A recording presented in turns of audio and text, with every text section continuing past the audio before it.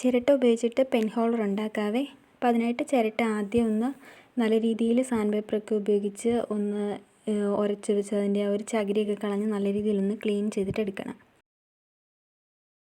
എന്നിട്ട് അതിന് മൂടുവശമാണേ, അതിനിങ്ങനെ റൗണ്ട് ഷേപ്പിൽ വരച്ചു കൊടുത്തിട്ട് ഒന്ന് കട്ട് ചെയ്തെടുക്കുക.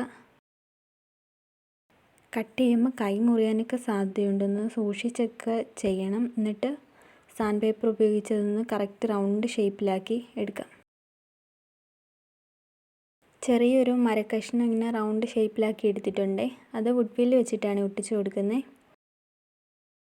എന്നിട്ട് അതിൻ്റെ ഒരു ഗ്യാപ്പൊക്കെ ഒന്ന് ഫില്ല് ചെയ്യാൻ വേണ്ടിയിട്ട് ചിരട്ടയുടെ പൊടി ഇട്ട് കൊടുക്കുകയാണേ. ഇനി ഇതിൻ്റെ മൂടുവശം ഒട്ടിച്ച് കൊടുക്കാം.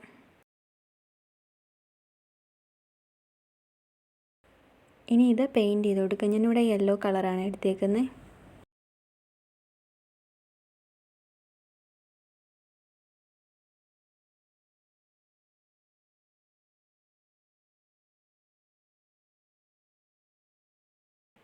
അങ്ങനെ ഇത് ഫുള്ള് പെയിൻറ്റ് ചെയ്തെടുത്തിട്ടുണ്ട്. ബാക്കി ഫുള്ള് ഗ്രീൻ കളർ കൊടുക്കുവാണേ.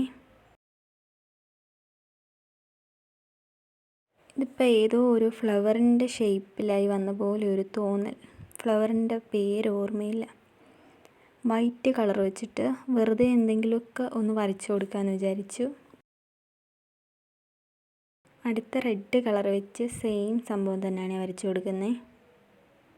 വൈറ്റായിരുന്നു കുറച്ചുകൂടി ഭംഗിയായിട്ട് തോന്നിയത്.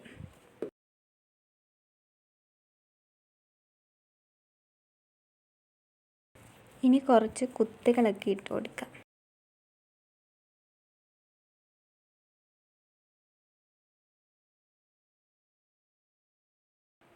സംഭവം ഞാനിങ്ങനെ കുത്തുകളൊക്കെ ഇട്ട് കൊടുക്കുമ്പം കുറച്ച് ഭംഗിയുണ്ടാവും എന്ന് വിചാരിച്ചു. ഒരു പുള്ളിപ്പുള്ളി ഡിസൈൻ അതായിരുന്നു ഉദ്ദേശിച്ചേ.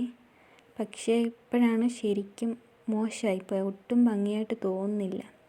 ആ ഫ്ലവർ മാത്രം വരച്ച് വെച്ചപ്പോൾ ഒരു ഭംഗിയൊക്കെ ഉണ്ടായിരുന്നു. ഇപ്പോൾ അതിൻ്റെ ഭംഗിയൊക്കെ പോയതുപോലെ ഒരു തോന്നൽ. ഞാനിതിൽ ഒരു ആർട്ടിഫിഷ്യൽ ഫ്ലവർ വെച്ച് നോക്കി. അപ്പോൾ ഒട്ടും ഭംഗിയൊന്നും തോന്നിയില്ല. പിന്നെ പേന തന്നെ അങ്ങിട്ട് വെച്ചു. അപ്പോൾ വീഡിയോ ഇത്രയേ ഉള്ളൂ. ടാറ്റാ.